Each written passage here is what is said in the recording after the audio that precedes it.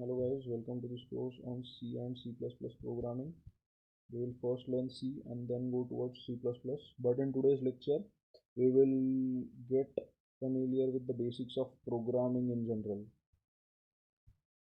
So the first question which you guys should ask is, what is programming language? Like, we know C and C++ are programming languages, but what is programming language? So the answer to this question comes from splitting the name program and language. So basically what program is, it is a set of instructions given to the computer which it follows. Okay, so program is nothing but a set of instructions which we give to the computer and it aptly follows it. Like, it does whatever we say to it. Okay, and language. So language is nothing but a medium of interaction.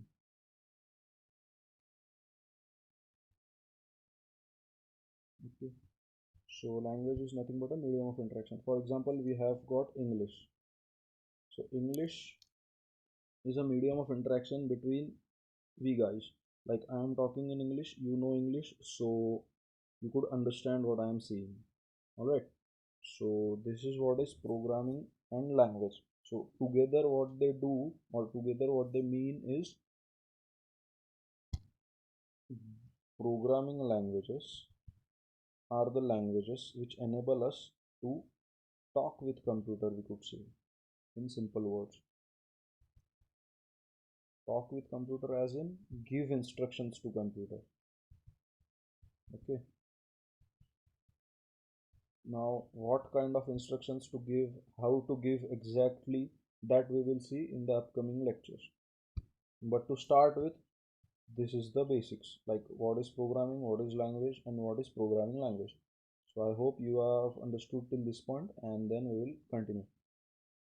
So now, when you were in your school, I guess you might be told that computer understands only zeros and ones.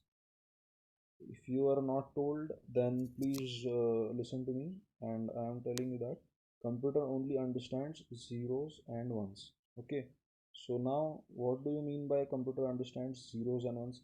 For example, there's a guy, say A, who only understands Hindi. Okay, so similarly computer is a guy who understands only zeros or ones. Like, everything which we want to say to computer, we need to translate it to zeros and ones. So, in similar case, if we want to talk with this guy A, we need to translate our every sentence in Hindi, and then the guy A will know it. Similarly, for computer, we need to translate it in zeros and ones. Okay, so now let us say that this is a computer who knows only zeros and ones, and we need to talk with this computer. Say this is a person. Okay, so this guy needs to talk with computer. So what this guy needs to do is translate all. Suppose he wants to say, hi there, good to see you. So what this guy should do is, he should translate H, then I, then T, then E, then H, then E, then R, then E, everything into zeros and ones, and then give it to computer.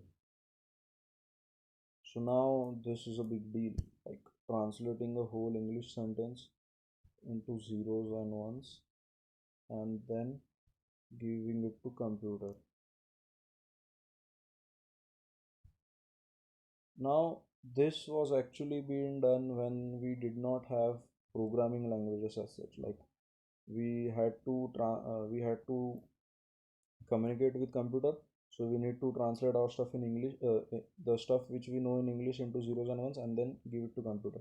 But then there came a concept of programming language, and in particularly higher level programming languages. In higher level programming languages, we write the code in, say, English, following some specific rules. Okay, and then the code is translated by a translator into computer understandable zeros and ones, and then it is given to the computer. Now to be more specific, what I want to say, consider this is our English code, and for example the examples of higher level languages are C, C++, Java, and Python. So just to tell you that we are doing the easier task of writing the code in English. We are writing the code in English rather than zeros and ones. Just imagine if you had to write this sentence in zeros and ones. Like I give you certain rules to translate this C into zeros or ones, C then slash into zeros and ones, then again C into zeros and ones. So this would be the tough part. But what we are doing is very easy. We are just writing the code in English language. Then now we are writing the code in English language, which is understood by us. But what about computer? Computer understands only zeros and ones.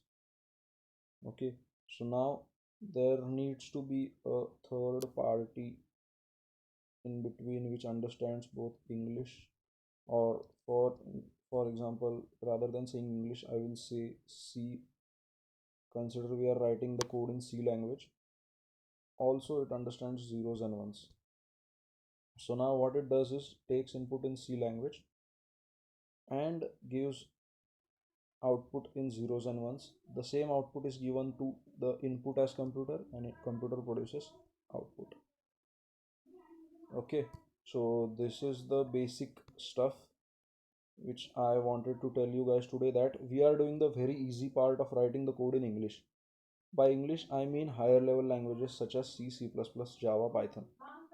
Okay, so and there's a thing called translator here. This is the thing to be remembered. This translator has got a technical term which I will let you guys know in the upcoming lectures. I hope you guys have understood the today's concepts, and we will get back to you with some new concepts in the upcoming lectures. Thank you.